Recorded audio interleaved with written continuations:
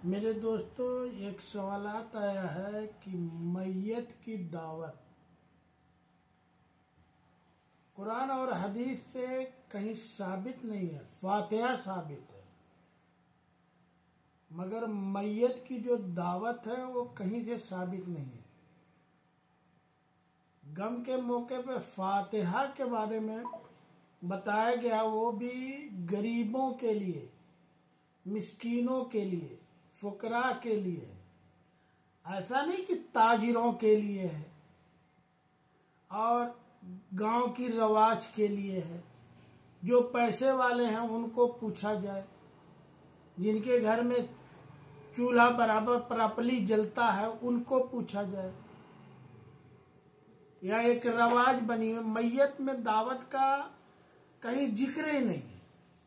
अगर दावत वलीमा का जिक्र है तो वो खुशी के माहौल में है। अब आज के मौसम में एक साहब ने पूछा कि क्या चलिस्मे पे दावत करना जायज है, क्योंकि मौलाना साहब हमारी हैसियत नहीं है। तो एक नादा यानी एक सीधा साधा बंदा था, उसने ये सवाल किया था। तो आज के मौसरे में जो कई तरह की दावतें, यानी मैयत पे बहुत से लोग, अब जो पैसे वाले हैं वो 10वां पे 5 पतीला, 10 पतीला, 50 पतीला पकवा के अमीरों को खिला रहा है। मौलवी को, जो मौलवी फातिहा करने वाला मौलवी है ना, उसके सामने पहले रखा जाता है। इसलिए रखा जाता है कि अब्बा कहीं जन्नत के दरवाजे पे ना खड़े हो जाए, उनको जन्नत नसीब भी ना हो। ये रवाज बनी हुई है। और एक लोग हैं कि जो कहते हैं कि हमारे बाप दादा करते आए हैं तो हम भी करेंगे।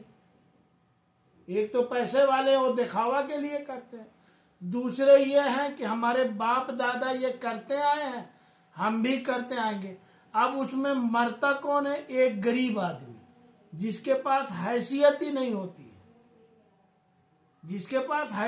नहीं होती है, मगर वो गांव वालों की ताना तबरखी के वजह से वो भी कर्ज लेके मैयत पे दावत करता है।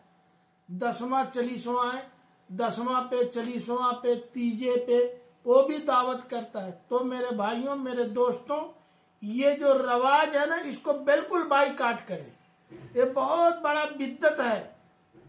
अगर आपको फातिहा करवाने का बड़ा शौक है या फातिहा करवाते हैं तो अपने गांव मोहल्ले में ढूंढें। गांव मोहल्ले में अगर कोई ना हो तो अड़ोस पड़ोस के गांव में ढूंढें।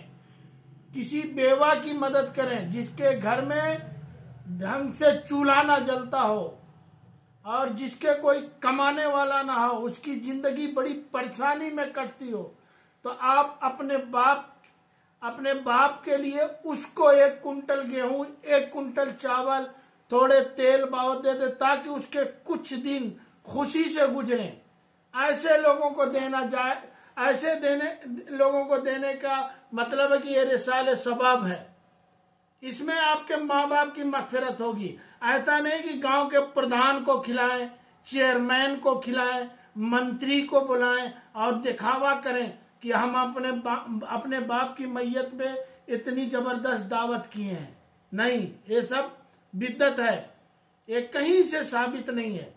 तो मेरे दोस्तों, इस बात का ध्यान रखें, ये कहीं से साबित नहीं है। दावत का जो प्रोग्राम होता है खुशी में होता है। जैसे आपके बेटे की शादी हो, दूसरे दिन दावत वलीमा हो, ये खुशी का माहौल है। उसमें आप बुलाओ जिसको मगर उसमें भी देखा गया है कि मंत्री, प्रधान, फलान ढेकान पहले आते हैं, मगर जो गांव का मौलवी है ना, उसको नहीं बुलाया जाता। जब निकाह का टाइम होता है ना, अरे मौलवी साहब को तो हमने दावत में पूछा नहीं। उस वक्त फोन होता है मौलवी साहब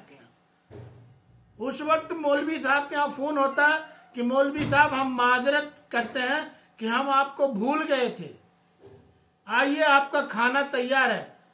मौलवी मजबूरन फिर आता है। मगर जहां फातिहा की बात होती है वहां मौलवी को सबसे पहले पूछा जाता है।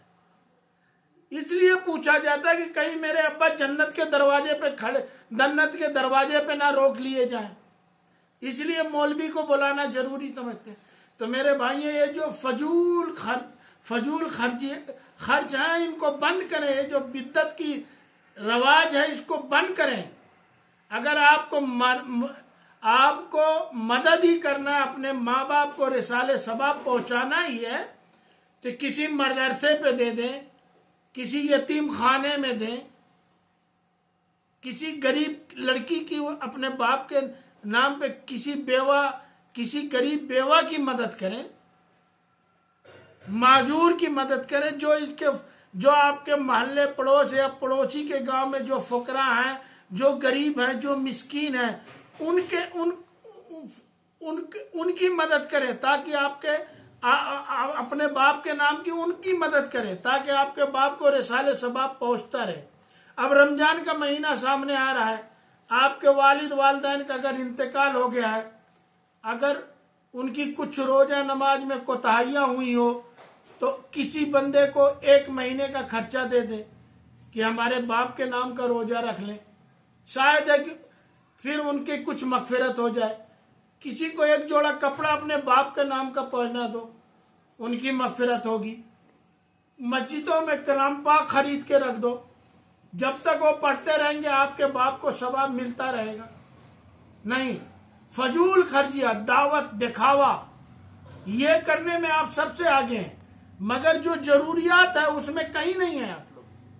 तो मेरे दोस्तों, इस बात का ध्यान रखें और अल्लाह से डरें। हमारे पैगंबरों को देखो, सिर्फ दावत वलीमा करते थे, किसी की मैयत पे दावत नहीं करते थे, हाँ दुआ करते थे। तो इसलिए अपने माँ बाप के लिए दुआ करवाया कीजिए।